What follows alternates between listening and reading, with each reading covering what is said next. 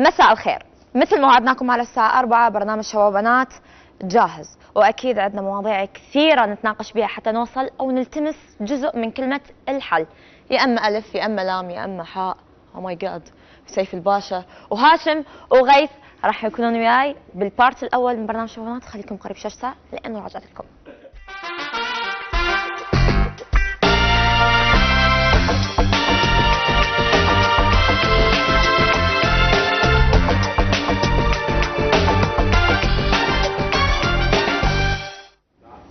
مساء الخير، مساء الورد على احلى مشاهدين وين ما تكونون، خارج العراق او داخله.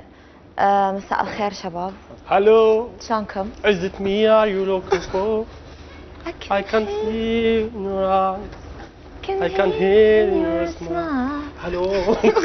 أصدقائكم بالخير. اخباركم شلونكم؟ مساء الخير، مساء الانوار عليكم، انتم شلونك؟ اني فيري جود، متفائله اليوم وشويه مرتاحه، مو شويه يعني مبين عليك.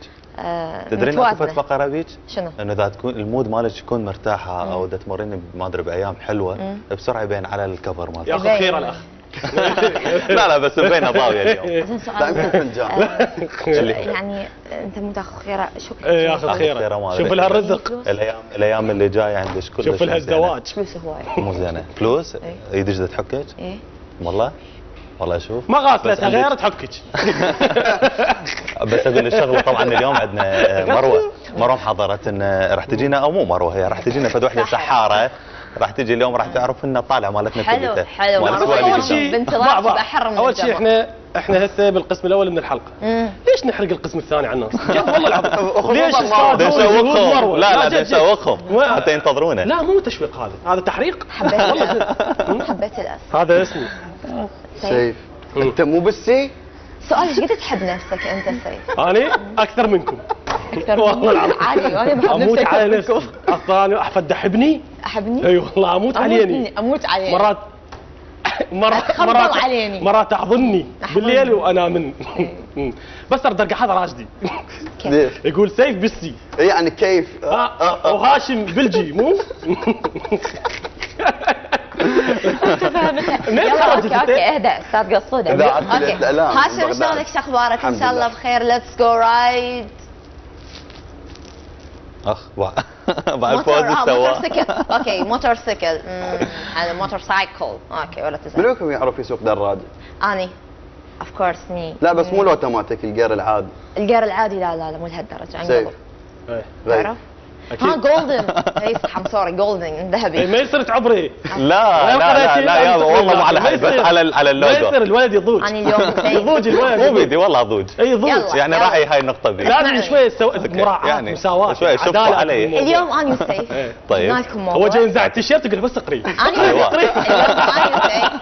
اليوم انا وسيف ما تعرفوا ماكو كلمه جولدن. اليوم انا وسيف. اوكي ان شاء الله شنو؟ اليوم انا وسيف. اليوم انا وسيف. جبت لكم موضوع كلش حلو. جبت للمشاهدين الكيوتيه الحلوين اللي يشوفونه، وجبت لكم همين الغيث والهاشم. موضوع رائع جدا. اليوم راح نتناقش عن الاعلام ودوره بالحفاظ على وحده العراق وتفضيل مصلحه البلد على المصلحه الحزبيه او المصلحه الشخصيه الضيقه. احنا نعرف انه هدف الاعلام ينقل الحقائق بصوره صحيحه بحريه، بعيدا عن التلفيق، بعيدا عن اللي يزودون بالاخبار الجوسب. بالضبط، بعيدا ان ما نحط سبايسيز بهارات على الخبر ويخلي متلقي الخبر ينصدم. ان كان الخبر مثلا الفلان مات، انا اقول انتحر بعدين مات. يعني لازم اضيف له بالتالي يصير اعلامنا غير حر. مع الاسف بعض المراكز الاعلاميه يتهموها انه هي تصب في مصلحه المصلحه اللي بالضبط المصلحه اللي تمولها. يعني مثلا اني يمولني هاشم. اوكي اني احكي على هاشم بالخير وارفع من مستوى هاشم. شكرا. وهاشم الجميل، هو هاشم مو زين، وهاشم قاعد يعدم البشر، وهاشم قاعد يظلم البشر، وهاشم قاعد يبوق بالبشر. افتراضا. اكزامبل. هذا مثل. اوكي. فاني اجي شو اسوي؟ هاشم ما دام يمولني اجي اصب بمصلحته، ادافع عنه، ارفع من مستواه. اخلي هذا الشخص هو وماكو غيره. صح. بالتالي اليوم سؤالي انه تتبادر الى الاذهان اسئله تتركز في كيفيه بلوغ اعلام حر مستقل. نحط تحت كلمه حر مستقل 3 خطوط حمراء، واكيد انطي السيف الباشا باقي المحاور. اوكي، نتكلم اليوم عن دور الاعلام بصوره عامه. نتكلم عن دوره. احنا نعرف انه لكل قناه اعلاميه ولكل مؤسسه اعلاميه لها رسالتها اللي حابه توصلها للناس، وبالتالي احنا وصلنا بعد ما بعد 2003 تقسمت عندنا وظهرت عندنا هوايه من القنوات. كل قناه كل حزب صارت عنده قناه، صارت عنده مؤسسه اعلاميه، وبالتالي هذه المؤسسه الاعلاميه نست دورها الاعلامي ونست دورها بالمجتمع، وبدات تروج كل اللي حزبه او كل اللي الفلان الممول الخاص به. قله من القنوات بدات تاخذ المجال المحايد وبدات تراعي مشاعر الناس وتنقل الحقيقه وتشتغل بمصداقيه. يعني احنا شفنا بالايام اللي راحت هوايه قنوات، يمكن انت صرت تحير صراحه. انا كمواطن احير اذا اخلي فلان قناه اقول الوضع متازم، اخلي على القناه الثانيه اقول الوضع رائع جدا، اخلي على غير قناه فلان ما ادري ايش يسوي. فالناس حارت صراحه وصارت ما تعرف الحقيقه وين. وبالتالي هي دعوه لكل المؤسسات الاعلاميه انه تلتزم وتعتمد منهج الحياد ونقل الحقيقه بكل حذافيرها، لان الناس ما عندها وسيله صراحه تتعرف على. يمكن هسه احنا ببغداد ما نعرف شكو بالموصل، اذا نريد نعرف من خلال الاخبار اللي تنقل لنا من وسائل الاعلام، صح ولا لا؟ صح. قول صح. صح اكيد. فبالتالي احنا على هذه القنوات على هذا انه تعطينا الحقيقه. صراحه احنا نريد نعرف ايش يصير. ليش بحزن؟ حقيقه. لا حقيقه، لان احنا حزن، لان ذول اهلنا بالموصل. صح ولا لا؟ صح. لان ذول اهلنا، يمكن قرايبك وقرايبي واصدقائك واصدقائي، وبالتالي احنا نريد نطمن عليهم. ناس هوايه تشردت، ناس طلعت من بيوتها، ناس عافت اهلها، وناس فقدت شهداء، وناس يعني صاروا مهجرين. وبالتالي احنا من حقنا كاصدقاء وكاهل وكمجتمع واحد عايشين ببلد واحد هو العراق انه نطمن عليهم ونعرف اوضاعهم وين. اكو ناس احنا بالايام هاي اللي راحت ناس موجوده هاجرت، يمكن اكثر من 70 طفل ماتوا من العطش من الناس اللي هاجروا من سنجار وقاعدين بجبل سنجار. اوكي، ناس ما عندهم اكل ولا عندهم ادويه ولا عندهم، ناس تقول هذول عايشين زينين، بالمقابل غير قنوات تقول ذولا ماتوا. فاحنا كمواطنين احنا هم حقنا، هم نريد نعرف الحقيقه وين، من نصدق يعني. اكو ناس حتى الناس اللي موجودين يعني بقواتنا المسلحه اللي يحاربون سواء في الشرطه بالجيش او بكل القوات الثانيه القوات الامنيه، اهلهم حابين يطمنون عليهم. نريد نشوف قواتنا المسلحه وين وصلت. اوكي، احنا هاي القوات هي اللي حاميتنا، اللي تخلينا نطلع ونطوب اوكي ونعيش براحه ونفتر ونطلع وناخذ راحتنا بهذا البلد. اوكي، زين احنا من تجينا اخبار مثلا فلان تغلب على الجيش الفرقه ما ادري منو انسحبت والناس فقدوا وصارت عندنا شهداء وش قد من الجيش. زين ثاني يوم نلقى الجيش احنا متقدم، الجيش محرر منطقتين وثلاثه واربعه ودا يقاتل. هنا تجي المصداقيه وهنا يجي الحياد وتجي المهنيه بالعمل. احنا كمؤسسات اعلاميه هوايه من المؤسسات ما نريد نجيب اسماء، لكن هي فقدت هاي المصداقيه، فقدت هاي الحياديه. وصراحه الناس اللي يشتغلون بهذا القناه مجبرين على هذا الشيء. صح، مجبرين، لانه انا كمذيع انت تقرا ما يكتب لك.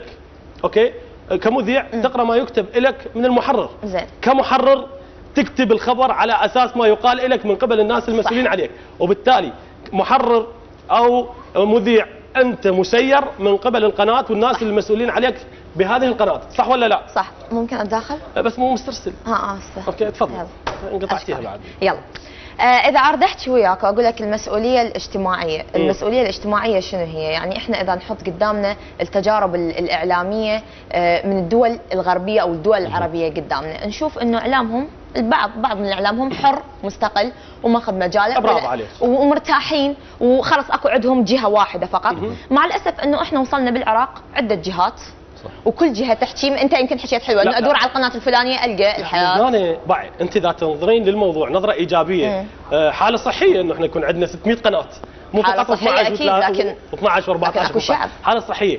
انت جيتي قارنتي احنا قنواتنا الاعلاميه ومجالنا الاعلامي بقنوات الغربيه وقناه العالم العربي. اذا ما رجعنا للتجارب الاعلاميه سواء للدول الاوروبيه والدول العربيه سابقينا بمجالات كثيره وخطوات كبيره. أكيد. احنا ناس حديثي الولاد على كانت عندنا قناتين اوكي وغصبا علينا نشوف شكو بيها وغصبا علينا نغذي افكارنا اوكي ونشبع عيوننا بالاشياء اللي تبث من خلال هذه القناتين. الان احنا بعد 2003 ظهرت قنوات هوايه، ممكن انت لك حريه الاختيار سواء كانت قنوات عراقيه او قنوات عربيه. كان ما عندنا ساتلايت اوكي، محكمين ومجبرين على انه احنا يعني نباوع هاي القناتين. الان لا عندنا ساتلايت اوكي، صار بامكانك انه انت تفترض كل العالم اوكي من خلال كبسه زر. كبسه لكن صح. بنرجع على صح. التجارب الاعلاميه، تجربتنا حديثه، تجربتنا جديده، ما صار لها كم سنه، وبالتالي احنا ممكن ان نقع باخطاء، لكن خلال هذه العشر سنوات اللي مرينا بها من 2003 لحد الان احنا قدرنا نصلح هذه الاخطاء؟ ما قدرنا نصلح هذه الاخطاء، قدرنا نمشي خطوات صحيحه من اجل انه احنا نخلي اعلامنا يكون محايد ورصين ويشتغل بمهنيه؟ ما قدرنا. لهذا اذا نجي ونقيس القنوات اللي تشتغل بمهنيه او المؤسسات اللي تشتغل بمهنيه موجوده، لكن على عدد الاصابع، ممكن ان تكون محاربه او مغطى عليها من قبل القنوات او المؤسسات الاعلاميه الثانيه. انا من اشوف قناه سيف، من اشوف قناه اشوفها انه هي تراعي حاجات الانسان، اشوفها انه هي تطلع اخطاء الحكومه، اشوفها انه هي تبين حاجه الشعب، مثلا الشعب الفلاني او المواطن الفلاني محتاج المنطقه الفلانيه بحاله مثلا انقطاع كهرباء او منكوبه او مهجره صح. او محتاجه فلوس، محتاجه اكل وماكو فلوس وحالتها حاله. هاي الاعلام هو هدفه انه ينقل الحقائق بصوره واقعيه بصوره صحيحه. بس اسمح لي سيف، يعني احنا من نلاحظ، انا من قلت مسؤوليه اجتماعيه، مسؤوليه اجتماعيه يحتاجها بلد ديمقراطي منفتح، يفكرون بيك، يفكرون باحتياجات شعبك، يفكرون بتوجهاتك، يفكرون انه اكو شعب، اكو عائله. لما صارت الفيسبوك او ثوره الفيسبوك او حتى ثوره القنوات، بعض القنوات والمراكز الاعلاميه الكاذبه كانت اثرت على كثير من العوائل، كثير من الاصدقاء شافوا مثلا دواعش ودواعش راح يدخلون وما اعرف ايش بسبب التكذيب، بسبب اللوجن، الهلوسه اللي عايشه الشعب بيها، الزياده بالاخبار بالضبط، او التضخيم بالاخبار، خلوا العالم تبيع بيوتها مع الاسف الشديد وتريد تهاجر وبطلت من شغلها.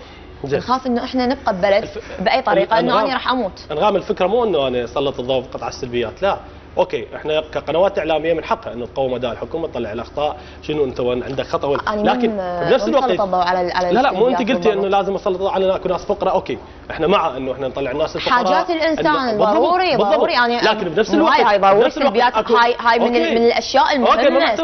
لازم العالم تعرفها. اكو انجازات، اكو اشياء حقيقيه على ارض الواقع. الانجازات ليش انا اسلط الضوء على السلبيات؟ اسمح لي، الانجازات زائدا حاجات الانسان، اخطاء الحكومه، بس احنا بلدنا اصلا امنيا غير مستقر. صح. امنيا غير مستقر. أوكي. اذا الحاجه او نقول المين الشيء الرئيسي بالاولويات اللي هو شنو؟ اللي هو الامن غير مستقر. ايش دا يمر بالعراق؟ شوف الانجازات، انجازات كثيره. لا لكن شعبك شنو محتاج؟ طب انت عندك رساله، انه انت عندك رساله فقط تحطين الناس انه الامن مو زين، لازم تموتون، لازم شو اسمه تهجون. لا، لو اكو اشياء مثلا عندك امان وعندك استقرار ببعض المناطق، سلطوا عليه انه هذه الاماكن مستقره، امينه، ممكن تعيش بها. هاي نصيحتك لبعض المراكز الاعلاميه، الناس بحاجه لامن. هاي نصيحتك لبعض المراكز الاعلاميه سيف، يعني بعض المراكز الاعلاميه انا اقصد بعضها هولت وضخمت. نروح ونستقبل ضيف عزيز علينا، دكتور هاشم حسن، عميد كلية الإعلام في جامعة بغداد. أهلا وسهلا بك دكتور، منور. هلا بك، منور. شباب العراق انتم منورين. الله تسلم، أشكرك. تسلم. الله بالخير دكتور. الله بالخير. صار نقطة خلاف، ما أعرف على شنو. لا مو خلاف. فأني اللي أقصده إنه أريد أخذ رأيك بالموضوع اليوم. ذكرنا إنه بعض المراكز الإعلامية تصب بمصلحة الممول الخاص، بمصلحة تفضل ما أعرف يعني تفضل إنه مصلحتها الخاصة على مصلحة البلد أو على وحدة البلد، وحدة العراق.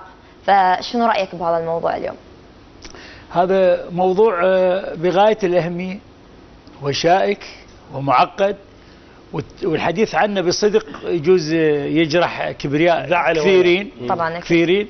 احنا لا نطالب الاعلام اكبر من قدرته.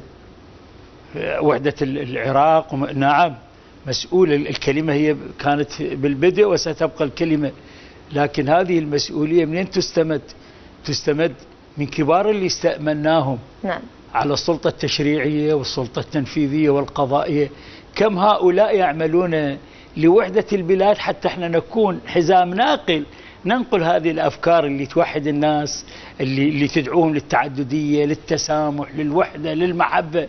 ايش قد ننقل من هذا؟ وسائل الإعلام هاي الأطنان من الكلمات والتصريحات اللي تنقلها هي عمليات قنابل حارقة. مصدرها منه؟ مصدرها الساسة اللي يفكرون بجيبهم وبكتلتهم وبمذهبهم، ولا يفكرون بالإنسان العراقي. نعم. هؤلاء أغلبهم حتى لا أكون بالمطلق أكيد. أغلبهم يجب أن يحاكمون بتهمة الإبادة الجماعية. طيب برأيك الفوضى الحالية اللي يعيشها البلد الآن وين تشوفها حاليا؟ هذه نتيجة للفوضى السلطة التشريعية، صراعها الدائم مع السلطة التنفيذية، غياب قوة القانون على الأرض، الرأي العام العراقي أنه مشتت، الإعلام أيضا تشظى على هذه الكتل وأصبح مخالب إلها يتصارع معها، وبقى الشعب بدون إعلام إلا ما ندر، وأيضا بدون رأي عام إلا ما ندر. ولذلك إنه والدليل على هذا حجم الكارثة اللي نعيشها الآن، اللي هي أكثر بشاعة مما يحدث في غزة. هذول آلاف مئات الآلاف من النازحين والأطفال يموتون من العطش، هي كربلاء جديدة. لكن إحنا إعلاميا وبكل الاتجاهات ما استطعنا أن نبرز هذه المأساة. لماذا؟ لأننا نحن مسؤولين عن هذه المجازر اللي ارتكبناها بسبب أخطائنا. ربما يحدث هذا في غزة نطاق ضيق تحت كماشة الكيان الصهيوني، لكن للعراق هذا الغني أين ثرواته أختي العزيزة؟ أصدقائي الأعزاء، نفط العراق في يد داعش تصدر به. أين أسلحة الجيش العراقي؟ بيد الإرهابيين يقتلوننا. منو اللي الآن نازحين ومشردين؟ أهل العراق الأصليين. الآن مئات الآلاف من الأسر العراقية تبحث عن وطن، وفرنسا وغير يعني دكتور احنا هذا نعرف ايش السبب. هو نقطة واحدة. السبب أخي العزيز احنا كنا ما نقول وطن.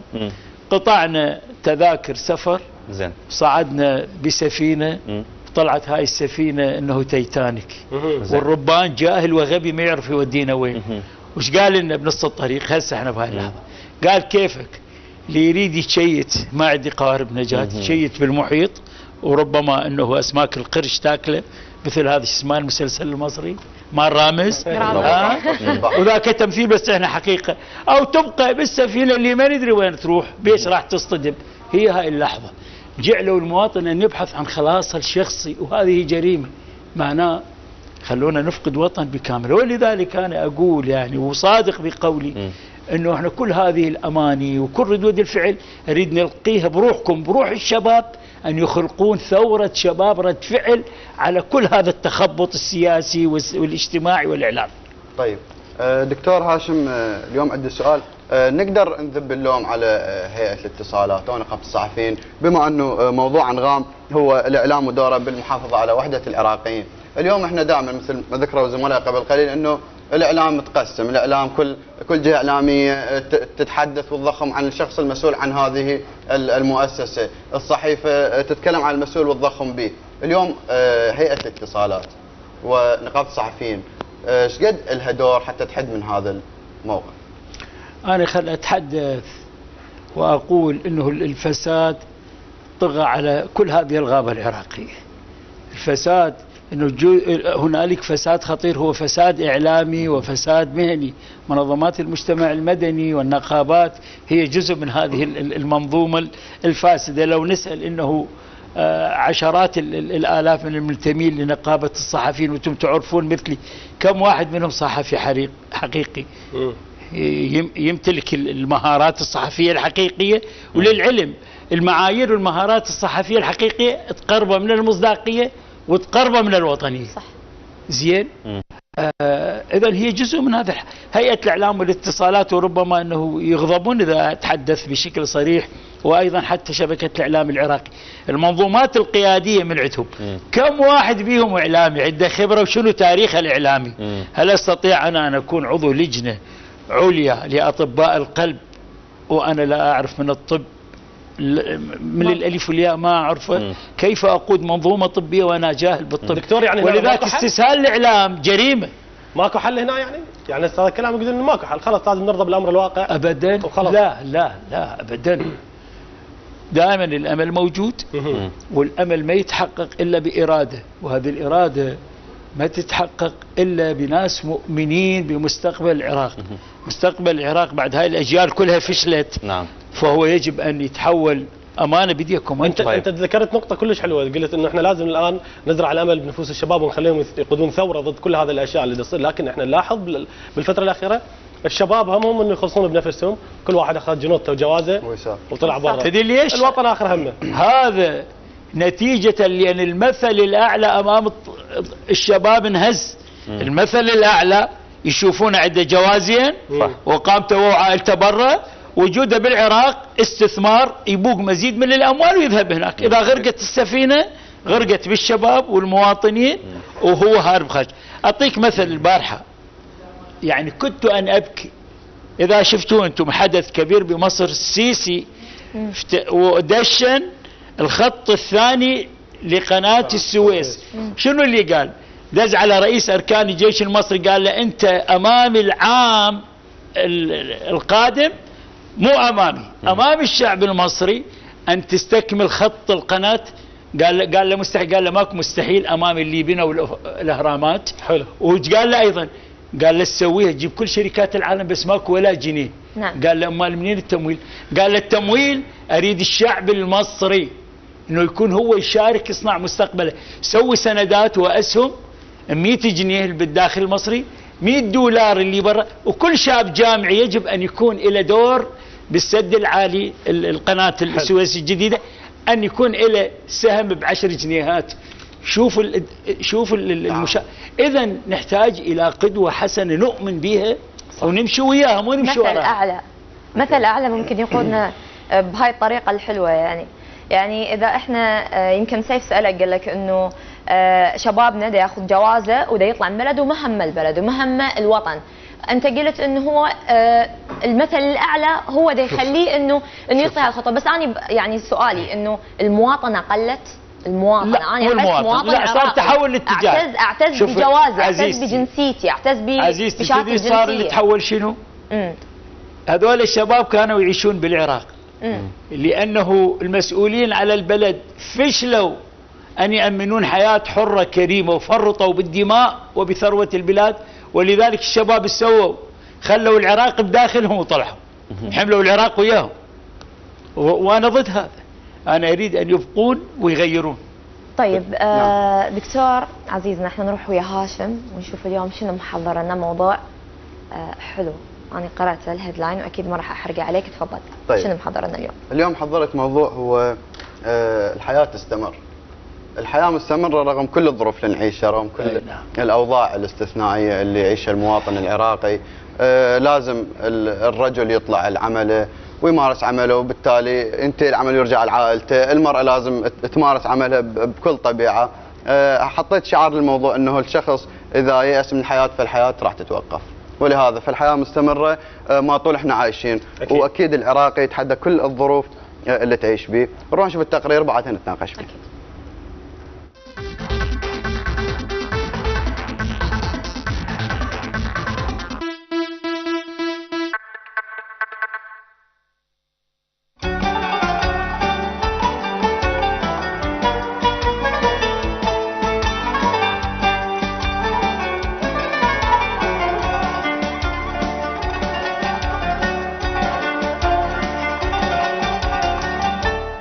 لازم نستمر، لازم نقاوم. احنا شعب واعي ومثقف من اباء واجداد وانبياء واولياء. احنا مارين بهاي التجارب، مو اليوم ولا البارحه ولا غايه. فاحنا شعبنا قوي والقوه من الله واهل البيت. فاحنا بالنسبه لنا عندنا حزن وعندنا فرح وعندنا الام وعندنا ماساه. كل انسان معنا جاي يفتح يعيش هاي الحياه، ومتاكد اني غيري نفس العمليه. فالانسان بالنسبه له من يجي جاي يعني كل شيء يصير، احداث ترتيبات، بس رغم هذا كل الارهاب ما يحزنه ولا ياثر داخلنا. ليش؟ لان احنا مواطنين صاحبين ثقه بنفسنا. احنا نجي هنا ب6 الصبح، يعني ايش قد صارت انفجارات، صارت هاي ما نيأس. احنا صاحبين عوائل، نجي نفتح على باب الله والحمد لله والشكر. كل شيء يصير ما لنا شغله به. ما توقف الحياه الحمد لله والشكر. قالوا انفجارات، قالوا ما توقف بوجوهنا. نجي الحمد لله نشتغل ونفتح الصبح نتوكل على الله. زين.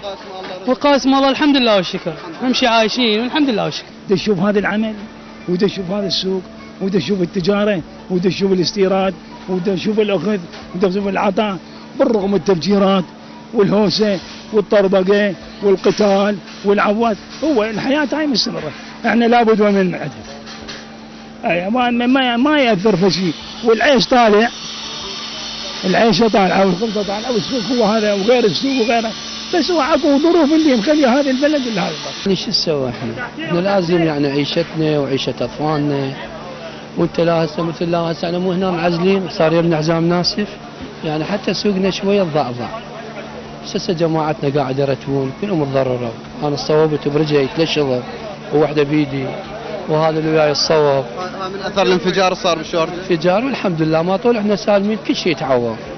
وريد الله يستر العراق ان شاء الله ودهره للارهاب ان شاء الله. يعني ابو رضا يعني واحد يقول واحد ما يأس من الحياه، الشخص ما يأس من الحياه رغم كل شيء واحد يمر به، بس ما يأس من الحياه. ان شاء الله ما يأس من الحياه، لا يأس من الحياه كل شيء ما نسوي. يعني اي واحد يجي يقول لك هذول العراقيين اسوء من الحياه وكل شيء ما راح يسوون. احنا كل الرغم هاي داعش والانفجارات والشيء قاعد نتحدى هذا الشيء، وقاعد نجي للشغل ونروح ونجي ونقول الحمد لله والشكر ربنا. الحياه مستمره رغم كل الظروف اللي يعيشها المواطن العراقي. طبعا راح اترككم اعزائي المشاهدين حتى نتناقش اكثر بالاستوديو، تابعوني.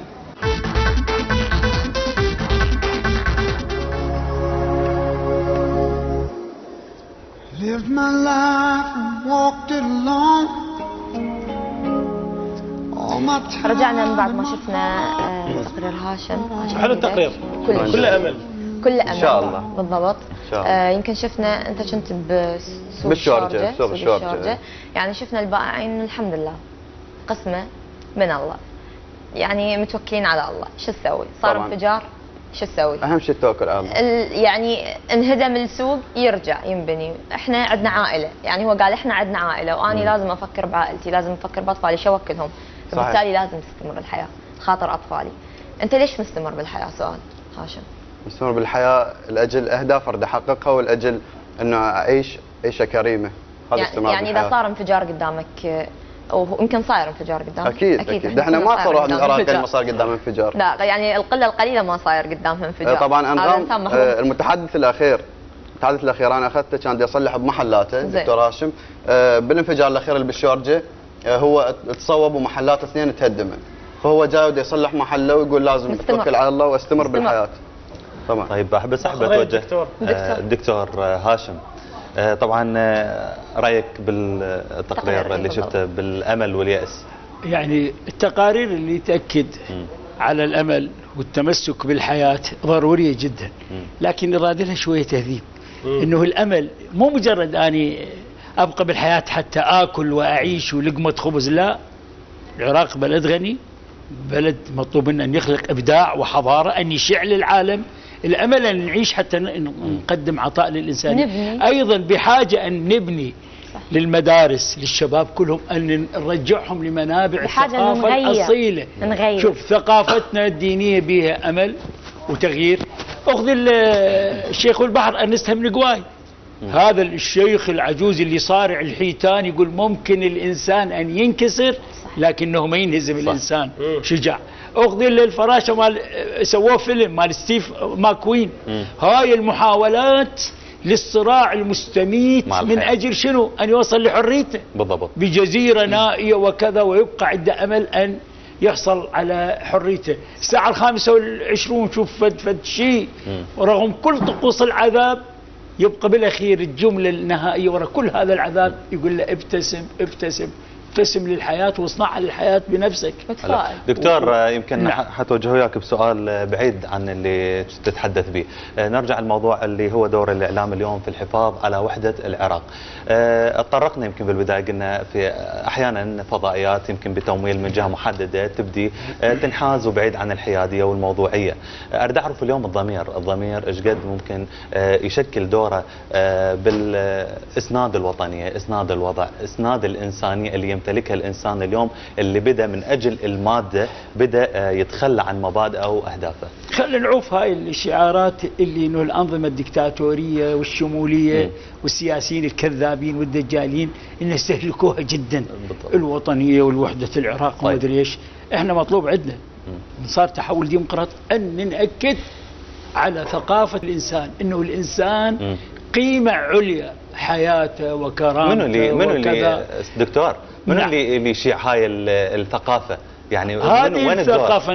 نعم عندما تفشل السلطة التشريعية لأنه عدد كبير من المتخلفين قاعدين على مقاعد البرلمان، وتفشل السلطة التنفيذية لأن عدد كبير من الوزراء جو بالمحاصصة مو بالكفاءة، وهيئات أيضا همجت بالمحاصصة، يبقى المفروض الإعلام أنه يبقى هو الذي يمسك بخيط الحقيقة ويبدي أنه الحد الأدنى اللي يجب أن لا نتنازل عنه، نثقف الناس ونحرضهم أنه حرية الإنسان وكرامته، ولذلك حرية الإنسان وكرامته تساوي احترام هويته الوطنية. هذا ما يحدث الآن، عوف مسيح ويزيديين وكذا، يجب أن يكون عراقيين بدت هاي كل المؤامرة. يعني هيئة الإعلام دكتور هي تكون المسؤولة، أو الجهة المعنية تكون مسؤولة عن الإعلام حتى؟ لا، هيئة الإعلام جهة منظمة للإعلام. طيب لكن إنه كل مؤسسة إعلامية الكادر الموجود بها، الشباب اللي بها،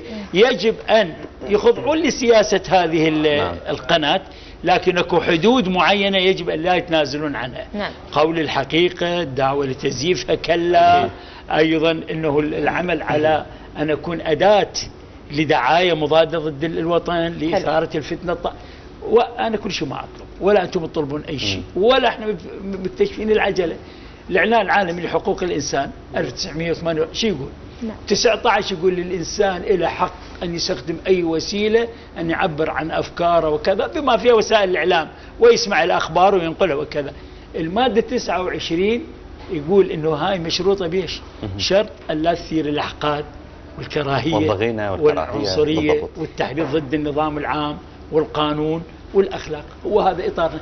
يجب أن نثبت هذه بمواثيق شرف غصبا على رئيس الفضائية، قبل أو لم يقبل، وإلا نتظاهر مثل ما يتظاهرون أي ناس في معمل لصنع الجواريب لأنه رفض صاحب المعمل يعطيهم حقوقهم. أنت حقوقك حريتك ومعيار هذه الحرية. دكتور طيب. ممكن أنت إذا أنا مرضى يبطلني أكو 10 غيري اوكي يوافقون انهم يشتغلون حسب سياسه القناه، يجي شي يقول له مدير القناه يشتغل. هذا كله صحيح. اذا يجب ان يكون راي صحفي راي عام، ويجب ان تكون هنالك نقابه صحفيين اقوى من رئاسه الوزراء، ان تثبت مبادئ المهنه وتثبت شروطها على اي فضائيه.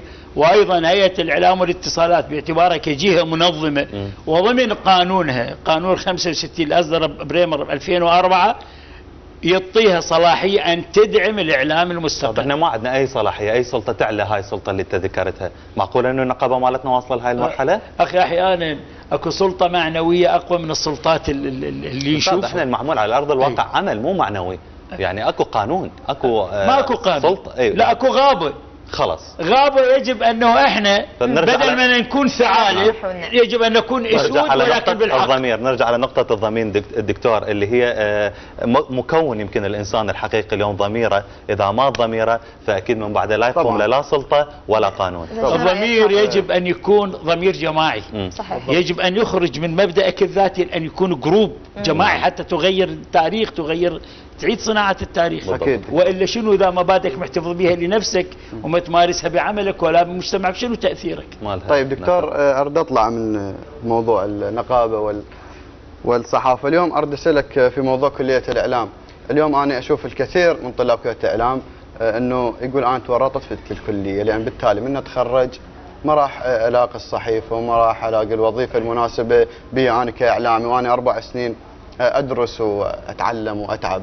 فهذا وين يرجع؟ يعني مسؤولية الكلية أنه هي تعينهم أو يعني تخليهم بمستوى أرقى حتى الفضائيات يأخذوهم، ولا شنو الموضوع؟ لا، هو المعيار مو أفضل وأسوأ. الكلية تعمل جاهدة على أن تقضي على فلسفة الملازم، وتحاول أن تتيح فرصة للطلاب أن يتدربون ويمتلكون مهارات معينة. أما التعيين فهذا إشكالية أخرى ترتبط بفشل الدولة أن تنمي القطاع الخاص حتى ومن ضمن القطاع الإعلامي، بحيث يصير أنه فد نشاطات إعلامية كثيرة. وأيضا تسقط أنه المحاصصة الإعلامية، المؤسسات أكثرها حزبية وأكثرها أنه تابعين. هسه صارت بدل الأحزاب مقاولين، يريدون أنواع معينة، ما يريدون كفاءات إلا ما ندر. لذلك هذا الكارتل هم يجب أن نحطمه. دكتور، أنا قبل لا أروح التقرير غيث، يعني تمنيت أن يوصلني الدور بسرعة بصراحة، لكن طولت. اريد اعرف انه كيف هو وضع كليه الاعلام حاليا، وما هو سر التسابق على الدراسات العليا؟ كثير من الناس يعني هذا السؤال، كثير من الطلاب اللي يقدمون على الدراسات العليا هذا السؤال اللي يدور ببالهم حاليا. عدد قليل انه يعتقد ان الدراسات العليا هي تطوير وتاهيل وكفاءه. الاغلبيه الساحقه انه للوجاهه، يصير ماجستير حتى بعدين يصير دكتور، حتى يتعين اصلا، يصير دكتور حتى ياخذ امتيازات وكذا. اللي يبحثون عن الكفاءه او يقدمون شيء مميز على مسؤوليتي الاكاديميه والاخلاقيه قله جدا. راح نروح دكتور ويا غيث نشوف اليوم أكيد. شكرا لك انغام. دكتور، بصراحه حتى اللي يتابعونا كل اليوم تقريري اللي هو بخصوص جائزه نوبل، بصراحه يعني حبيت اتطرق لهذا الموضوع بغض النظر عن الجوائز بشكل عام. اكو عده جوائز لكن هو بالذات الجائزه او خلينا نقول عليه التكريم المعنوي اللي ايش قد ممكن يقدم الفرد من عطاءات وانجازات، واكو من جهه محدده تقول له بانه عاشت ايدك او تشد عليه او تسانده يحس بوقته انه هو راح يتقدم اكثر وينجز اكثر ويقدم اعمال يمكن حتى ما كانت بباله. احنا نشوف اليوم اغلب الاشخاص اللي تقدمت لهم الجوائز المعنويه او الماديه اثبتت حتى دراسات من بعدها انه عطائهم او بدات وظائفهم تتحسن بشكل جدا كبير. فهذا حتى من ناحيه علم النفس والدراسات. احنا اليوم انا اشوف افتقد حتى هيئه الاعلام او اي في مجال المؤسسات انه التكريم المعنوي ما يكون بانصاف وحتى دا يكون غافلين عنه. بالمناسبة جائزة نوبل هي الجائزة هاي انوجدت لأجل السلام، لكن اللي عملها ألفريد نوبل عام 1895 كان هو من مخترع الديناميت، ولكن ما استخدم إلا بعد وفاته. فالطريف بهذا الموضوع أن هي جائزة للسلام وهو مخترع الديناميت اللي ممكن يهدم الكرة الأرضية. نشوفه للتقرير.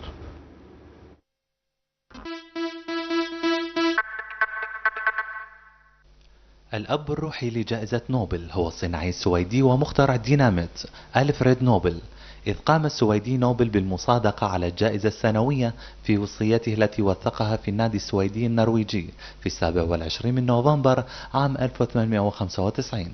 أقيم أول احتفال لتقديم جائزة نوبل في الآداب، الفيزياء، الكيمياء والطب في الأكاديمية الملكية الموسيقية في مدينة ستوكهولم السويدية سنة 1901. وابتداء من سنة 1902 قام الملك بنفسه بتسليم جائزة نوبل للأشخاص الحائزين عليها. تردد الملك أوسكار الثاني ملك السويد في بداية الأمر في تسليم جائزة وطنية لغير السويديين، ولكن تقبل الوضع فيما بعد لإدراكه لكمية الدعاية العالمية التي ستجنيها السويد. تسلم جوائز نوبل في احتفال رسمي في 10 من ديسمبر من كل عام، على أن تعلن أسماء الفائزين في شهر أكتوبر من العام نفسه من قبل اللجان المختلفة والمعنية في تحديد الفائزين لجائزة نوبل. وال10 من ديسمبر هو يوم وفاة الصناعي السويدي صاحب جائزة نوبل، وتسلم هذه الجائزة للسلام في مدينة أوسلو، بينما تسلم الجوائز الأخرى من قبل ملك السويد في مدينة ستوكهولم. للحصول على جائزة نوبل لابد من الترشيح أولا، ولا يتم الترشيح إلا لأشخاص على قيد الحياة. وقد فاز 7 عرب بالجائزة منهم سيدة. وحازت مصر على النصيب الأكبر من جوائز نوبل في منطقة الشرق الأوسط وفي المنطقة العربية، ومنهم الرئيس المصري محمد أنور السادات بعد توقيعه لاتفاقية كامب ديفيد. وقد حصل السادات على الجائزة سنة 1978.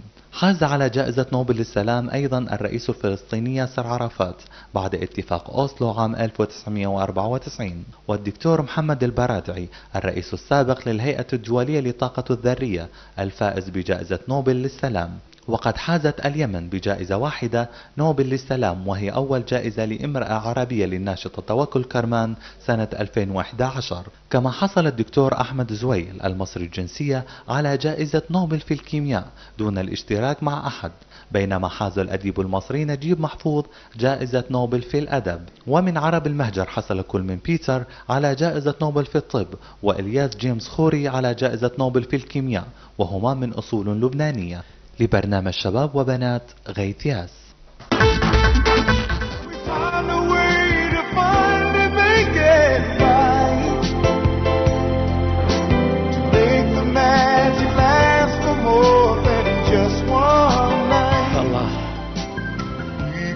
رجعنا من بعد الفاصل، اكيد متواصلين او من بعد التقرير اللي كان غيث محضر لنا اياه، كلش حبيت.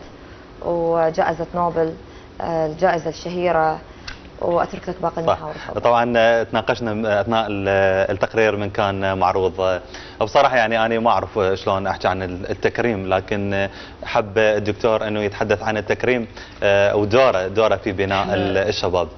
الحافز المعنوي مهم جدا. نعم. لان تلقى بروفيسور عالم كبير لكن انه روحيته مثل الطفل يفرح من يكرم باي نعم. شيء، يصير له فد حافز ويصير انه ايضا تحفيز للاخرين. للاسف انه كل الامم اللي تريد تتقدم انه ترسي تقاليد بهذا المجال. نعم. جوائز بولتريزر للصحافه، جوائز كثير. اما نحن فحدث ولا حرج. تدرون ايش عندنا احنا؟ يوم كتبت عليها مقال، عندنا اسمها دروع الدجل، منظمه وهميه. اسف انا اقول تلغفلها في الدفترين 3 وتسوي قائمه من المكرمين، تخلي بعض المبدعين. فالمبدع عندما يحضر للحفل حتى ياخذ الدرع نعم. يشعر بالمهانه لانه وجد من المرتزقه التافهين يقفون بنفس الصف. ولذلك ارسينا قواعد للرذيله. بالضبط. الحكومه فشلت ان تخصص جوائز حقيقيه تروح للمبدع نفسه. نعم. ولا المؤسسات الأكاديمية. وعلى ذلك أنه علينا أن نؤسس تقاليد حقيقية وبمعايير محترمة. من نحققها نقول دخلنا أبواب الحضارة. دكتور أبدأ أعرف ما هو عمود كاتيوشا وشنو علاقته برادار؟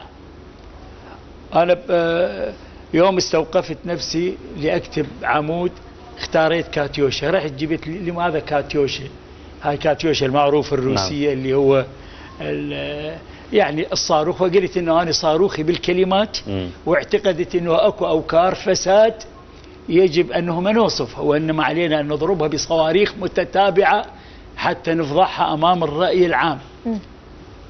قبل صار لعده سنوات هذا الكاتيوشا وخرجت بكل الخطوط الحمراء لان فسادنا والحمد لله يستحق ان يفرض له ملحق خاص وموسوعه جينز للارقام القياسيه.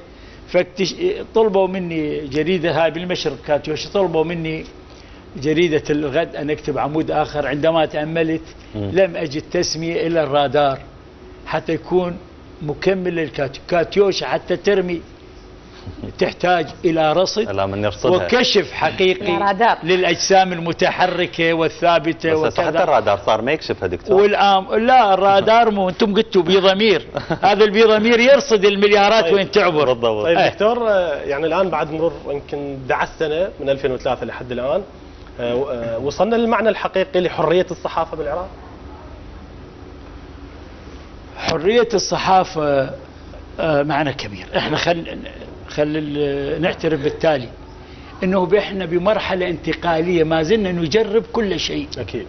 حريه الصحافه معنى عميق، هو ليس قرار هو هيئه الاعلام السويه او شبكه الاعلام او المؤسسات. نعم. وانما ثقافه في حريه التعبير وكيفيه ممارسه هذه الحريه على نطاق واسع. المواطن عندما يروح صناديق الاقتراع ويختار واحد على الكفاءة مو لأنه ابن عشيرته وابن مذهبه وابن حزبه وابن مدري إيش. نعم. هذا نقول هذا أول أوجه التعبير. الصحفي عندما يكتب مقال بشجاعة يتجرد أيضا من الكتلة وسياسة المؤسسة وكذا. وبعد ذلك هو ماذا؟ حرية التعبير هو عملية تحري وتحقق.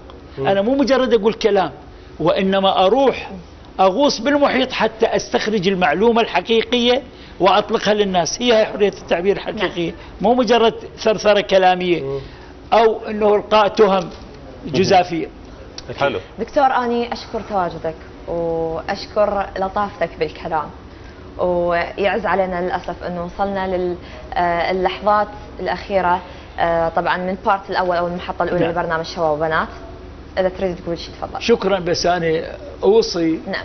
شباب ونفسي أولا أنه علينا أن نقود ثورة حقيقية للانقلاب على الواقع الفاسد. أكيد. كل من مكانه بالكلمة باللوحة بالاحتجاج البسيط إن شاء الله. لذلك أنه البلد ما يتغير بدون أن ينهض الشباب لتغيير. نتمنى لك التوفيق دكتور. غيث أنا أشكرك. شكرا. هاشم سيف الباشا أكيد شكرا. أشكرك. نروح إلى فاصل بعدها أكيد برنامج شباب وبنات جايكم. جايكم.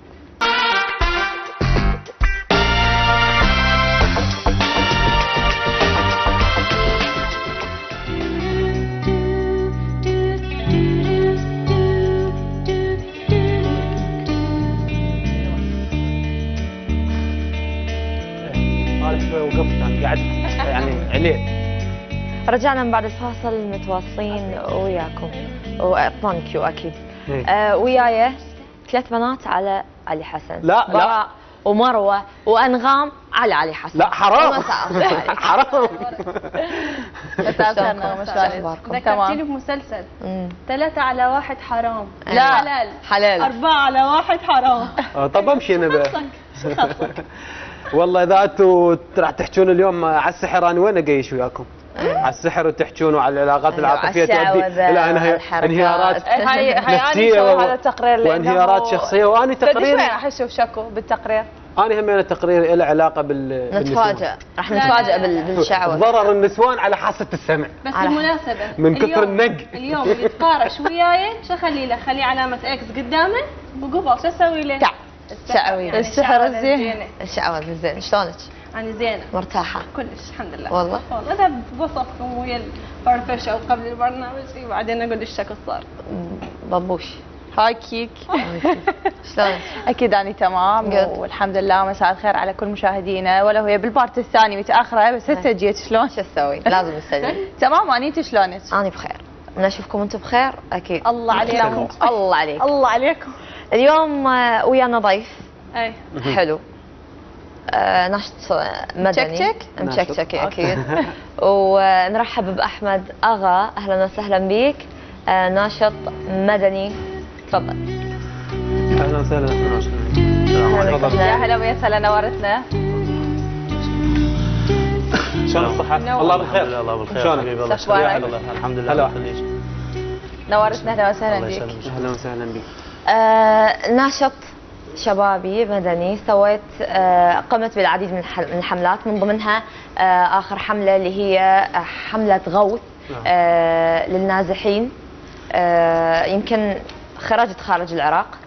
لا قمت به لو خارج بغداد. داخل العراق سوري. بالموصل ممكن بين الموصل واربيل، وقسم باربيل وقسم بكركوك يعني. اوكي، حدثنا عن حمله غوث. غوث حمله غوث هي بدات من الفيسبوك. أنا والصحفي رضا الشمري ويانا الشباب أصدقائنا، يعني احنا من زمان سوية من حملة دفيني والسوريين. نعم. وهسه على مود من زمان عندكم هذا النفس اللي هو هذا النفس موجودين احنا من زمان يعني. الناس في حالة إذا كانت هناك يعني مطالب إنسانية عندهم مثلا. بالضبط. فبدينا من احنا يعني لما نبدي من الفيسبوك ونروج لها من الفيسبوك، وبعدين تحولنا ميدانيا وصار لنا أصدقائنا يعني من المحافظات، وعندنا من الدول، بعض الدول حتى يعني نجمع التبرعات ونلم مبالغ فقط، لانه صعب الوصول من بغداد، نوصل مواد من بغداد شمال العراق. نعم. فنجمع المبالغ وحولناها لكركوك، ومن كركوك من هناك اشترينا المواد ووصلناها. يعني المخيم خازر والمخيم بحرقه موجوده باربيل. نعم. والبعض المخيمات والمدارس واكو كنائس واكو جوامع بكركوك هم يعني. زين. أحمد آغا، بداية شنو اللي دفعكم على هذا الموضوع، أو شنو اللي شجعكم؟ وهذا واجب كل إنسان. واجب كل إنسان، لازم كل شخص إنه عنده هذا النفس لازم موجود. عددكم الكامل كله إيش قد اللي خلاكم تندفعون حول هذا النشاط، واللي اللي حسيتوا نفسكم إنه أنتم بينكم وبين نفسكم متحمسين؟ متحمسين هو يعني شيء أكيد إنه مثلا إذا شخص لازم انه كل انسان انه موجود هذا النفس الانساني بداخله، ولما يشوف انه اكو شخص غيره يحتاج، واجب عليه انه لازم يقدم له شيء. عددكم فعلا هاي شيمتنا احنا العراقيين. هاي لازم. عددنا احنا قلت لك انه بدينا 2، واحنا بعد ويانا شباب اكثر تقريبا من احنا كاداري الحمله تقريبا بنا 5 أو 6 شباب، ويانا متطوعين تقريبا بال20 شخص. حلو. طيب احمد، انا حابه اعرف انه انتم تنتمون لمنظمه معينه، ومنو يدعم هاي المنظمه، وشلون حصلتوا على هاي التبرعات؟ يعني اليوم اذا اكو اشخاص دا يشوفونا عن طريق السومريه يحبون مثلا يتبرعون لهاي الناس المتضرره حتى يساعدوهم، وشلون يقدرون اليوم يساعدون هاي الناس؟ شنو الطريقه حتى يوصلوا لكم؟ احنا مو منظمات، احنا حمله شبابيه مستقله. حمله اصلا مو مسجله عند الامانه العامه مجلس وزراء اللي هم المنظمات يعني مجموعه شباب، مجموعه شباب هذا الموضوع من كل المحافظات، مستقله وما لها علاقه باي انتماء ولا لها علاقه باي دين. اي شخص عراقي او اي شخص داخل الحدود العراقيه يحتاجنا، فاحنا دائما موجودين وياه، وهي مو اول حمله لنا. نعم. وثانيا هي تبرعات عن طريق التحويل المالي، وعندنا منسقين من كل المناطق وعندنا منسقين من المحافظات. شلون انتم جمعتوا هاي التبرعات؟ العفو، من التبرعات قلت لك انه عندنا يعني منسقين بالمناطق وبالمحافظات مثلا، والتليفوناتنا موجوده، وعن طريق الفيسبوك ننشر نعم. ننشر العفو، كانت عندنا لسته بالعناوين وبالارقام التليفونات، ونشرناها بالفيسبوك، واتصلنا اشخاص ومعارف اصدقاء هم يروجون. اي طبعا. نعم. احمد، يعني النفس اماره بالسوء، وممكن انه في اي لحظه تجد هناك شخص يعني ينتمي الى مجموعتكم، ولكن انت ما اكيد يعني ما متاكد من عنده ومن ضميره، ممكن انه يزل، ممكن انه يسبب خلل عندكم. شلون تختار الاشخاص اللي ينتمون الى مجموعتكم؟ انتم تختاروهم على الفيسبوك، فاكيد يعني كما يقال بانه واقع افتراضي او واقع غير حقيقي. شلون تختار الناس؟ شلون تثق بالمجموعات اللي انت تنتمي لها او اللي انت تاسسها يعني؟ طبعا احنا هذا الشيء صار ويانا قبل.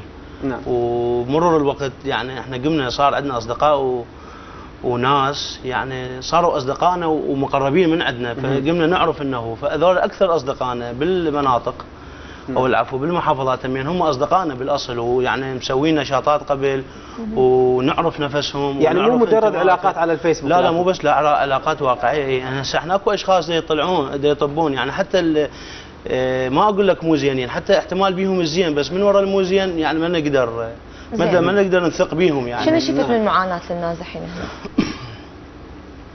يعني هذا الشيء ذكرته هوايه. اكثر شيء شفته انه طفل عمره تقريبا 8 سنوات يقول لي عمو انا اتمنى ميت هناك ولا اصل هذا المخيم، هذا مخيم خازر اللي موجود بين اربيل. هي تقريبا سيطره عسكريه هي للبيشمركه، هي سيطره الخازر بالفتره الاخيره صارت سيطره يعني. هي كانت اكو سيطره، وكانت اكو شارع مقطوع بصباط، والمخيم قريب السيطره نفسها، السيطره العسكريه. هي صار نص موصل ونص اربيل يعني. نعم. بالوسط صاير. نعم. حالتهم كلش تعبانه، لا عندهم ماي ملوث، والحالات وفاه مسجله عندهم وراح يسجل بعد اكثر اذا ما تحركت نقول الحكومه او حكومه الاقليم او المركز. شنو الحل اذا المنظمات الانسانيه يعني الامم المتحده موفرت لهم خيم، موفرت كهرباء ضعيفه. يعني وحده من المراوح انا خليها طبيت الوحده من الخيم، خليت ايدي قدام المروحه ما بيها هواء، وانت تخيل يعني اني موجود 3 ساعات او 4 ساعات على كل مره موجود بالمخيم، يمكن اغسل وجهي 40 مره. زين تخيل انه العايش هناك شلون دا يعيش. الله يساعدهم فعلا. يعني مأساة مو طبيعية. المشكلة انه عفوا يعني اللي النازحين من محافظة الموصل، وهذه المحافظات كلها عوائل محافظة، كلها نسائها تحتاج الى يعني لباس خاص، تحتاج الى يعني امور كثيره حتى هذه العوائل تحافظ على هذا الشيء علي، اذا تسمح لي تدخل على كرامتها يعني، خصوصا المراه يعني. مو بس هذا الشيء علي، يعني حتى يعني احنا يعني كناس يعني بطبيعتنا اللي دا نعيشه دا نشوف انه الحر يعني حاره الدنيا حيل، يعني مو مال انه واحد يقعد بمخيم وشمس تدق بيه 24 ساعه. اوكي. نعم. يعني يحتاجوا هوايه امور وهوايه مساعدات توصل لهاي الناس، يلا نقدر نخفف عليهم. مو بس يعني المراه المحجبه خليني احكيها هيجي راح تحس بهذا الحر، حتى احنا الناس العاديين يعني حتى اللي ما محجبه راح تحس بهذا الحر، لانه ما ينطاق يعني الصيف مالتنا. برو هذا واقعنا، يمكن احنا اليوم اذا نجي ونعيشه هذا واقع موجود وين ما نروح، اذا كانوا بالمخيمات، اذا كانوا حتى بالبيوت العاديه، اكو بالبيوت العاديه وبالقوه، اكو عفوا تنك اكو يعني خلوها وعايشين ساكنين بها. يعني هاي اقصى شيء انا شفته ناس متحملين هاي الوضعيه كلها. هو احنا مجتمعنا من المجتمعات المكافحه. زين احمد، يعني انت بصراحه شنو هي مقومات ومواصفات الناشط المدني في مجال حقوق الانسان في كل المجالات مثلا، يعني تعريفك الشخصي؟ طبعا هو الناشط اول شيء لازم يكون انسان قبل ما يكون ناشط. نعم. زين. أنا كنت دائما افضل انه اسمى متطوع مو ناشط، لانه مواصفات الناشط لازم يكون فد مواصفات كلش عاليه. ما اقول لك متجرد من الذات كلش، انما يحفظ بانتماءاته وافكاره لنفسه وما يتطرف بين على غيره. يعني هسه احنا عندنا ناشطين هم المجال المدني هم يسمون ناشطين ويسموهم ناشطين، بس هم تلقاهم اما طائفيا اما تلقاهم هوايه امور ما مسوين.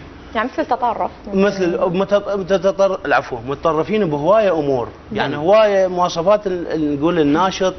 اول شيء قلت لك انه لازم يكون انسان ومجرد من مو مجرد انه محتفظ بانتمائه وافكاره لنفسه وما يتطرف ويحتوي الاخر، ما عنده كل ميول يحاول يجد ما ما عنده لازم اي ميول طائفيه، ويحاول انه يجد كل مشكله يعني شلون اقول لك مع العلاج مالتها يعني.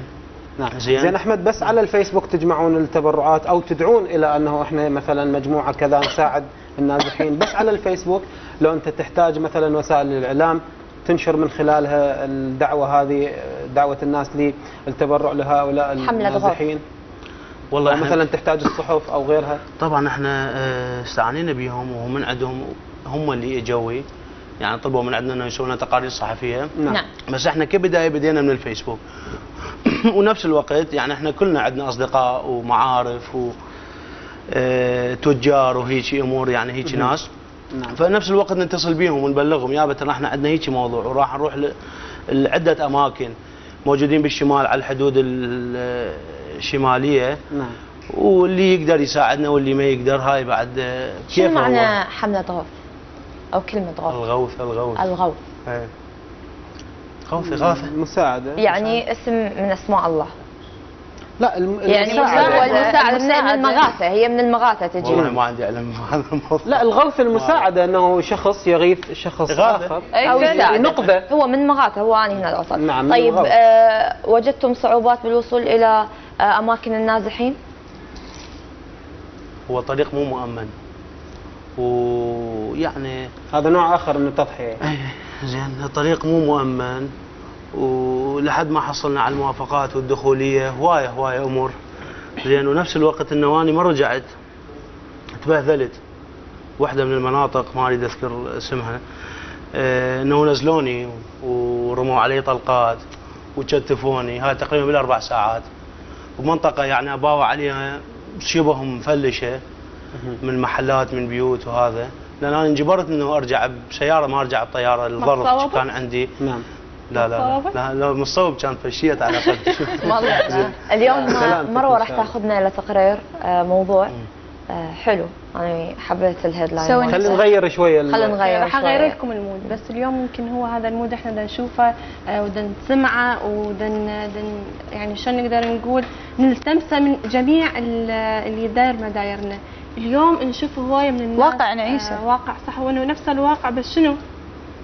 متداول. هو الواقع اللي عشته انا وياك. اذا اكو ناس بالدخ اذا اكو ناس اليوم نشوفهم تفكر تخطي اي خطوه بحياتها لازم تروح مثلا الوحده تستشيرها، والله اختي لي كذا خيره، والله اريد اسوي كذا عمل حتى ابلش بخطوات صحيحه.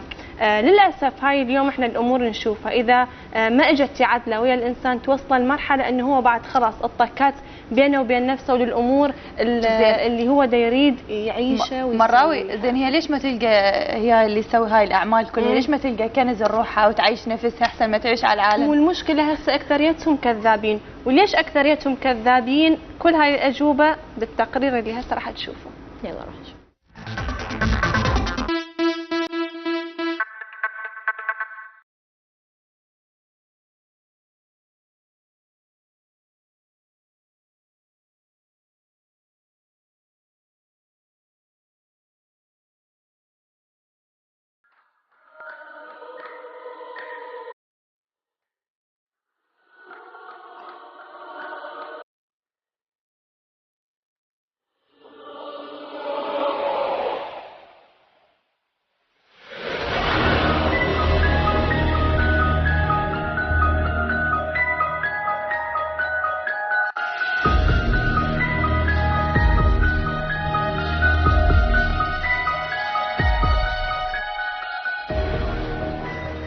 نشوف اليوم هواية من الناس إذا يريدون يتزوجون يم السحارة، إذا يريدون بنية تصير حامل قبل يم السحارة، تريد الولد يجيب وحدة تحب صادقة ويريدها وهي ما تريده قبل وين؟ على السحر. زين ليش؟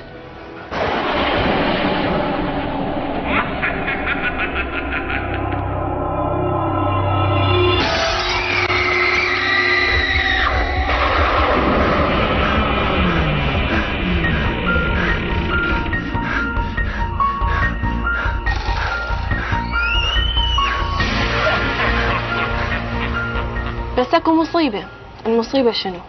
دائما هسه احنا بهذا وقتنا اليوم نشوف يا هو اللي يجي يابا قام يسوي سحر، يابا قام ياخذ خيره، قام يسوي كذا شغله، قام يعني يسوي كذا شغله. المصيبه وين؟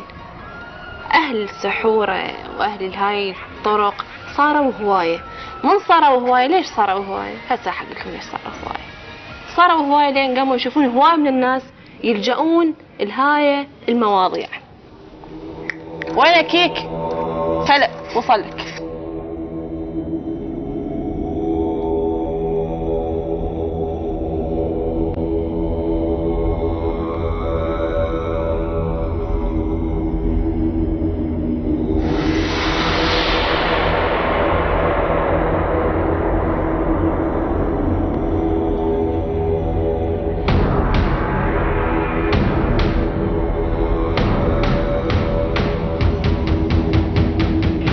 هاي تدري شو تسوي بيها؟ كل ما تفوت اضربها بالحجارة. وهاي الثانية اضرب بها ابوها بالحجارة. تجيك مثل الورد لحد باب بيت. والمشكلة الأكبر وين؟ إن اليوم لما انكثرت هاي المواضيع ولما انكثرت هاي الأمور صاروا الناس ما يعرفون الصح من الكذب. صح يمكن هو السحر مذكور بالقرآن، بس حلو لو تكبرون عقلكم وتخلون كل شيء على ربكم. يجوز هواي أمور تتيسر لكم، مو بس تتيسر لكم، لا هواي أمور تنفتح أبوابها بوجهكم. عندنا مثل، احنا مثل عراقي شو يقول؟ لا أريد رجال بالسحورة ولا أريد ابن بالندورة. قوم شطبنا مار يلا.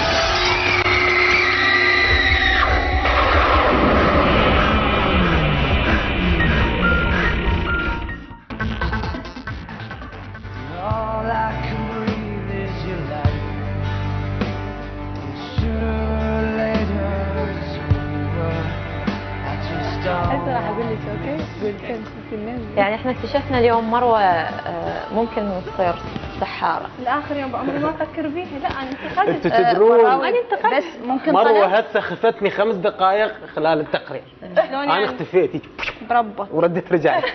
لا مره بس طلب استلمتني. اريد احب.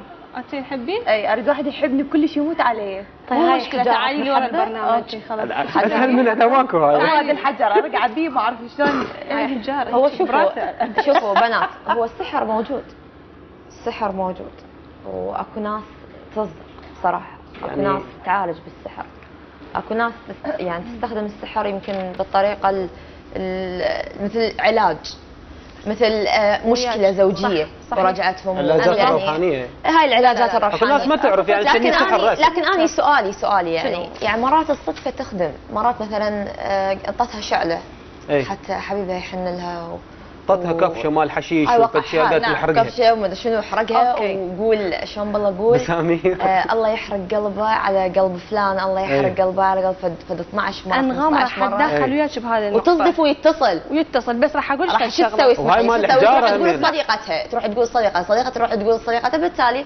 السحاره مال الحجاره همينه مفيده، بس مرات اكو مثلا واحد يحب وحده يظل يشمر عليها حجار الى ان يفشخها. اوكي بس لحظه واحده ممكن يعني راح اقول لكم شغله، انه اليوم احنا نشوف كثير من الناس انه انت مثلا اذا تريدين تسوي له عمل او هو يسوي لك عمل، دائما المحبه اذا مو من القلب اذا مو من الله ما يفيد. يعني مو شرط الا السحر، لان البعض من عندهم حتى اذا سووا السحر ايش راح يسوي؟ سامعين بها طبعا مجربيها ينقلب عليهم. احنا نقول دائما يعني بارك الله باللي يعملون على ابطال السحر ولا يعملون به. احمد تؤمن بالسحر؟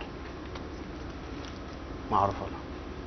لا اؤمن ولا ما اؤمن، ما ادري. زين واذا اسوي لك سحر ما عندك واذا اسوي لك مروه سويتوا سحر ضعفتوني والله. هاي كيف. زين نرجع لموضوعنا. يعني ممكن انه لاقيتم دعم من الحكومه او من وزاره الهجره في هذا الموضوع؟ والله الحكومه هم يقولون احنا دا نسوي بس لحد الان كل شيء ما شفنا. انا شفت بالمخيمات يعني وشفت وعود كل شيء ما شفت. كاذبه؟ طبعا وعود كاذبه من الحكومه، وهي ما اول مره، اذا كانت حكومه الاقليم واذا كانت حكومه المركز. ووزاره الهجره والمهجرين سمعنا انه بدها تعطي مليون، واتصور بكركوك بداوا يوزعون بها، وبعد مستمره غير مستمره لحد الان ما ادري. تدري احمد اليوم انتم تشوفون اكو تعاون ما بيناتكم انتم وما بين بعض المنظمات الثانيه ولا لا؟ احنا حملة غوث ما متعاونة لحد الآن مع يعني أي جهة. ولا منظمة مثلا أبد. قدمت لكم دعوة أو شاركتكم بهذا اكو منظمات بالأخير جتنا، احنا كنا محتاجين من البداية مو بالأخير حتى تجي جاية و يعني تسوي إعلان لنفسك وهيك أمور. احنا نحتاج الناس من البداية يكونوا وياي لحد ما نكمل مشوارنا. مو والله من اني انطلق اريد اروح اوزع وعندي كل شيء جاهز وكل الامور والشباب والمتطوعين كلهم زين، يجيني بالاخير ما اقدر استقبله. وثاني شيء انا عندي يعني بعض الاشكاليات مع المنظمات يعني. اي يعني مثل شنو؟ يعني احنا والله اشكاليات لانه هو مو يعني احنا عندنا يمكن فوق ال 1400 منظمه محليه بالعراق، يقول لك طلع من عندهم 50 او احتمال 50 هوايه انه يشتغلون بصدق. نعم. اليوم اللي يحب ينتمي ويشتغل وياكم شنو المفروض يتوفر فيه؟ واكو اختبار للي يحب ينتمي لكم؟ عندهم بيج قال. احنا عندنا بيج. المجموعه المتطوعين اللي ويانا اللي هم بالوقت نفس الوقت اصدقائنا، هم بينا احنا الدكتور وبينا المهندس. نعم. وبينا الموظف وبينا العامل. شنو المفروض يتوفر بهذا المتطوع؟ ماكو اي توفر، بس انه يحس بانسانيته، واحنا لازم انه مثلا نعرفه. يلا. حلو. أي. طيب انا بس قبل قليل ذكرت انت انه خصصت اي وزاره قلت؟ وزاره الهجره والمهجرين. وزاره الهجره والمهجرين مليون لكل شخص.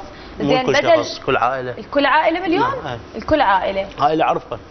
بدل ما تخصص لكل عائله مليون، المفروض تخلي مخيمات كبيره او تامن لهم سكن ببغداد او بالمناطق الامنه حتى تامن على حياتهم، بدل هذا المليون اللي ينصرف خلال يومين. مو احسن؟ هي المشكله انه اعدادهم كلش يوم واحد يعني حلو.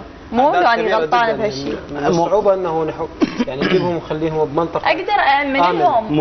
علي اليوم ماكو شيء صعب، لانه ما دام اني عندي سلطه واقدر اتصرف ماكو شيء يصعب علي نهائيا، صدقني. اسمحي لي، يعني احنا يمكن الكلام هذا صحيح، بس احنا اذا نريد نطبقه على الواقع يمكن نلقى هوايه صعوبات، بسبب انه احنا مثلا بغداد نفسها، مناطق بغداد هسه تعاني من مشاكل امنيه. زين. اوكي، يعني احنا هل بغداد ما تقدر الحكومه او القوات الامنيه توفر لهم الامن بشكل كامل؟ هذا موضوع يمكن كبير جدا. احنا صعب جدا انه حول المحافظات الجنوبيه ممكن يعني، ومع هذا انه بغداد اكيد استوعبت الكثير من النازحين. طيب. اكيد يعني، بس اكو بها حتى عوائل يعني اذا تسمح لك، وبها حتى عوائل فتحت بيوتها للنازحين اللي قاموا يجون من المناطق الغربيه، لانه هنا صار اكو تعاون، صار اكو تكاتف، لانه العراقي بطبيعته هو يساعد الغريب ما يساعد ابن بلده. لا طبعا هذا شيء من عنده. اكو سؤال ببالي احمد، شنو نواقص مشروعكم؟ شنو اللي تتمناه انه يتوفر لك؟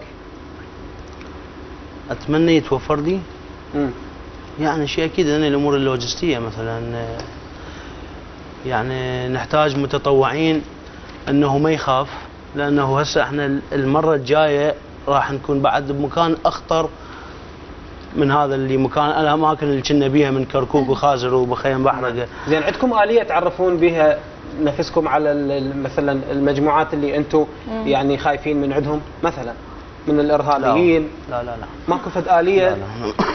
نعم ماكو. احنا هسه على مود اليزيديين. نعم. وكلنا نعرف ايش يصير لهم بسنجار.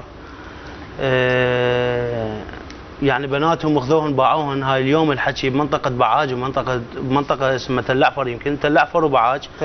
باعوا من عندهم هم المسلحين بيناتهم، ما حد يبيع للثاني. والاكل ما يوصلوا لهم، الاطفال دي يموتون. اليوم يلا وصلت وجبه بالطيارات نزلت على الجبل. زين هاي اليوم الظهر بعد ما ماتوا هوايه من عندهم. الوجبه الاولى العفو. الوجبه الاولى اللي قدروا يطلعون، كان عندهم سيارات وامكانياتهم امكانياتهم زينه، قدروا يطلعون. الوجبه الثانيه اللي هم حالاتهم ضعيفه قدروا بالقوه يوصلون للجبل، الجبل هسه حاليا محاصر من 4 جهات. نعم. والجهه الثالثه اللي هم المسنين والعجزه واللي ما قدر، فذول انقتلوا. نعم. زين. فلحد الان وصلوا تقريبا ال 200,000 نازح يعني هذا مو امكانيه حمله غوث ولا امكانيه اكبر من حمله غوث ما راح اسوي، بس احنا اللي بيدنا راح نحاول وما راح نقعد انه نقدر عليه نسويه ونسوي اكثر. احنا اكثر الناس يعرفنا انه شغلنا يصير دائما بمكان اماكن ما حد ما يوصل لها. نعم. واحنا تقريبا بدنا نخاطر وما يهمنا هذا الموضوع، المهم طيب. يروح شخص شخصيا بس يعيش اكثر من الاعداد اكثر تعيش، يعني هذا احنا طبيعتنا يعني بالعمل الانساني. احمد اذا تسمح لنا نروح يا براء ونشوف اليوم شنو محضرت من تقرير الفضل. اليوم تقريره حلو. اي قريته كلش حلو صح حلو.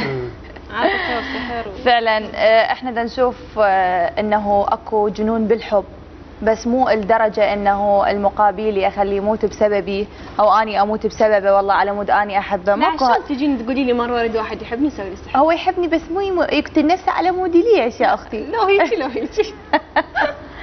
يعني كثير من الشباب نشوفهم اكو هوايه حالات نشوفها، اكو هوايه شباب وبنات، هاي اللي تجرح ايديها حتى تكتب حرفها، هذا اللي يجرح ايديها حتى يكتب حرفها، او بالاخير اذا تقدم لها واهلها ما وافقوا، لو كانوا اهلها ما موافقين لا جد هو خذلها وما فعلا هاي اذا واحد خذل وحده يعني جريمه فعلا. بس مو انه اني اليوم اروح انتحر او اقتل نفسي، هاي اني راح اذي نفسي، هو راح يعيش وراح يتزوج وراح يصير عنده اطفال، شنو يعني اني متت خلص اني اللي خسرت مو هو.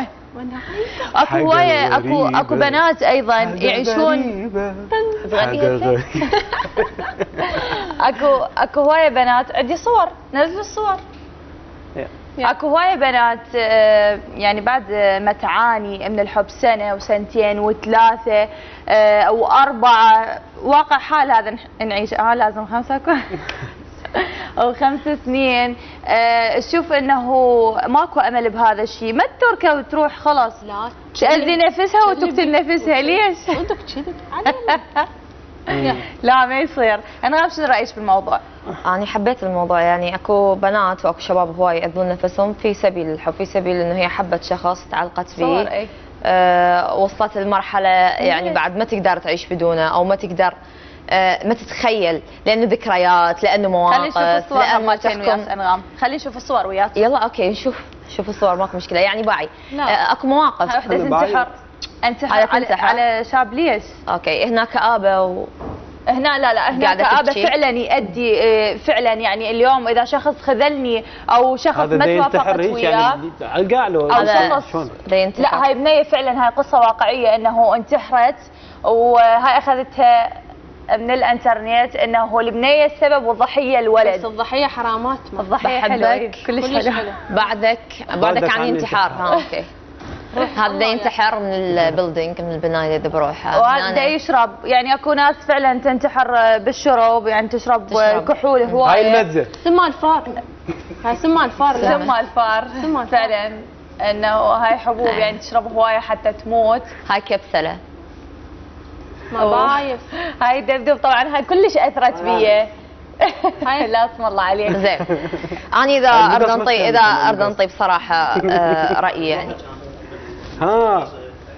يعني احنا وصلنا مرحله بصراحه كثير من البنات يتعلقون بشباب وكثير شباب يتعلقون ببنات، يتعلقون بالبنات، لكن الطريقه الصحيحه شنو هي؟ انا لحد الان ما دا افتهمها. يعني مثلا انت تريد تسيطر على حبك، يعني توصل مرحله انه انت مو تقدرين، ما يستاهل. هو دا ما يستاهل. لا هو دا ما يحبني، هو دا ما يحبني وما يضحي لي. ليش انا كل شيء ناطيه براء بس انطيني مجال. باي انا من احب شخص او من اي واحد بيكم يحب شخص، لازم اكيد قدم له شيء، لازم ضحى له، لازم اكو دليل. هذا شيء دا تلمسه انت بهذا الشخص، يحبك، يسهر على مودك، يخاف عليك، يهتم بيك، يرعاك، يعني كل هذه الاشياء متوفره بيه. لكن مرات تصير هاي الهفوات او تصير مشاكل، بالتالي يصير ردة الفعل يعني ان كان البنيه او الولد هي المبالغه. لا ماكو شيء انغام. طبعا وجود احمد ويانا اليوم خلاني احس بانه ايش قد اكو حالات موجوده، حالات يعني مثلا فراق بين حبيبين صارت للنازحين من مساكنهم من بيوتهم من محافظاتهم. اكيد اكو علاقات عاطفيه هنا كل واحد يحرج نفسه بصراحه بين كل اثنين في محافظه الموصل، ولكن النزوح سبب لهم بانه يفترقون وما يقدرون واحد يتصل بالاخر. يعني ممكن انه مثلا ممكن احمد رصدت هذه الحالات، مثلا يجوك ناس ما محتاجين اكل ما محتاجين شرب، يجون ناس مثلا يجيك شخص يريد يطمن على مثلا سين من الناس وقال لك يعني احكي لك بصراحه انه هذه حبيبتي واريد اطمئن عليها، ويا ريت لو انت تقدر توصل لاهلها توصل الها، يعني هي هسه ببغداد يعني تصير مرسال ما بين قوسين. انا شو اسمه ما لحد الان ما صارت عندي هاي الحاله، بس انا اللي ادري به انه بالديوانيه نعم. قبل فتره يعني انا اعرف مجموعه شباب هم اصدقائنا، سبحان الله انه يعني صار هم نازحين والتقوا بمحافظه واحده اللي هي محافظه الديوانيه، نعم، وتزوجوا هناك والشباب ووفروا لهم كل الاجواء والترتيبات وصار العرس هناك، فشيء كلش حلو يعني. رغم انه هذا حضرت فيه؟ لا ما قدرت احضر معك. هاي العادي كل الناس الحين اذا يحب بنيه وهي نزعه يتزوج هناك. انا اروح بالناصريه اتزوج. مراوي شنو رايك بالتقرير؟ ما اخذت رايك انت؟ هذا النزوح الايجابي. تقرير والله يا حبيبتي كل شخص وهو شخصيته. مصائب قوم عند قوم فوائده. اذا كان يستاهل فانه مو مشكله اضحي، بس اذا ما يستاهل اخر همي ولا ادوخ نفسي. مثل تفكير يعني خلاص انه فعلا اليوم اذا ماكو شخص ورا واحد يموت. هاي مقوله دائما هاي الكل المفروض يسمعها، انه اليوم انا احب لي شخص وصار بيني وبينه خلاف او صارت مشاكل، ما راح اموت وراه نهائيا ولا هو راح يموت وراي، راح يكون اسره وانا اكون له اسره، وشنو يعني؟ شنو يعني؟ وبعدين تصيروا جيران. اعطيكم قلبي؟ لا يلا نرجع اكيد للضيف. واريد اسالك انه انت قدمت كثير مساعدات للنازحين. نعم. واريد اعرف شنو احتياجاتهم؟ احتياجاتهم طبيه، ويحتاجون مي، ويحتاجون غذاء، ويحتاجون كهرباء. هاي الامور الضروريه اللي يحتاجوا، هاي اللي احنا كنا فاقديها بالمخيمات. يعني هواي امور من هالغذاء، ومن احنا واحده من العوائل، واحده من الخيم اللي دخلت لها انه مراه عندها 7 اطفال. نعم. مقتول رجلها بوحده من الهجمات الارهابيه، اصور السياره مفخخه او شيء من اهالي الموصل. عندها 3 اطفال احتمال هالايام يموتون. لهالدرجه مرضهم قوي كان، من الماء الملوث اللي عندهم. نعم. اي فقالت احنا نروح على اداره المخيم حتى ينطونا دواء، لانه الام بعد و3 اطفال قدام راح يموتون. فتقول لا يطلعونا من المخيم، واذا نطلع من المخيم لازم ما نرجع، ولا نروح مثلا الاكو يمكن كرفان طبي. هو انا اول ما رجعت وصفت مخيم خازر بمصيبه خازر مو مخيم زين.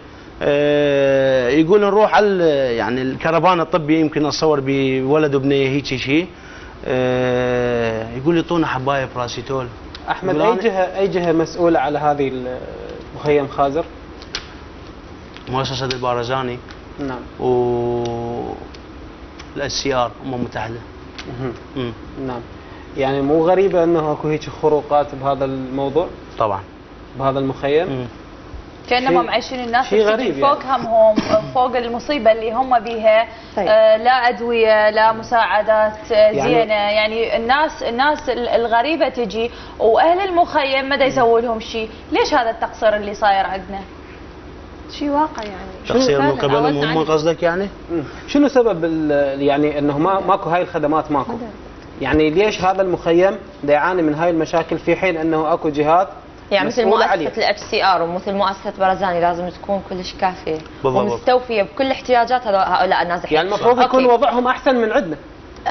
احنا يعني ما اعرف، احنا الناشد احنا على الاقل انه احنا عرضنا الموضوع، وكثير من الجهات تسمعنا حاليا علي، وكثير من الناس اللي عندها امكانية مادية تقدر انه تقدم مساعدة لهؤلاء 2000 عائلة الموجودة. الله أعلم شنو محتاجة. تقول يمكن 3 أطفال يمكن هالأيام راح يموتون. هاي من خيمة واحدة. هاي من خيمة واحدة. أوكي علي، اليوم شنو أنت محضر لنا؟ تفضل. اليوم لفت انتباهي أحمد، راح ناخذك بهذا الموضوع ونشاركك ويانا. لفت انتباهي أنه اكو بمجتمعنا أعمار من الشباب تستخدم الخاص بجهاز الموبايل تستخدم استخدام جدا خاطئ احمد.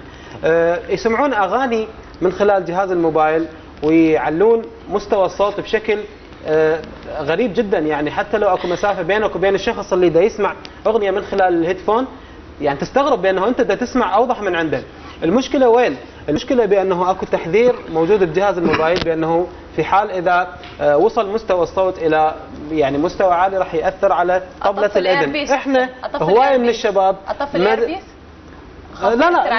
لا يعني هذه مو مشكله، يعني تقريبا هي اكو خصوصا هيدفونات هي شبيهه بهذا، يعني يمكن تشوفوه مشاهدينا هسه الاير بيس شبيهه بهذا، يعني هي عباره عن انه سبيكر صغير، ولكن اذا علينا شويه مستوى الصوت راح يسبب مشاكل بالسمع جدا، يعني صعب انه واحد يعالجها، يعني خصوصا الاعمار الصوت شلونه خصوصا الصوت لا زين، يعني انا مرات انا صيت اتحكم فيه، خصوصا الاعمار اللي اول ما يعني عمره 15 و16 سنه اول ما بدا يحب ما ينام الا يسمع اغاني.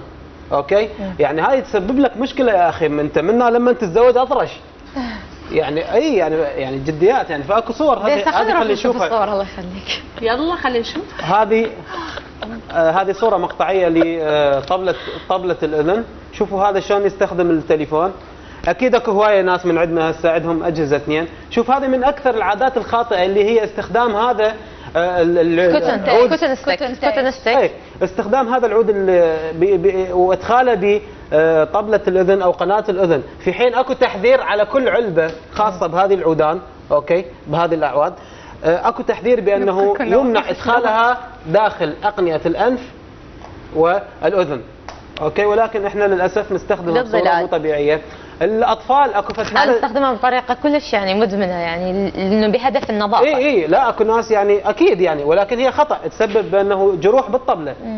شو اسوي؟ شلون خصوصا هذا الهيدفون اللي تشوفوه يستخدموه هوايه من الشباب، عند مروه واحد ويعليه للاخير ويسمع بموسيقى. يا اخي ماكو مشكله، اسمع موسيقى عادي، ما حد قايل لك لا تسمع الموسيقى.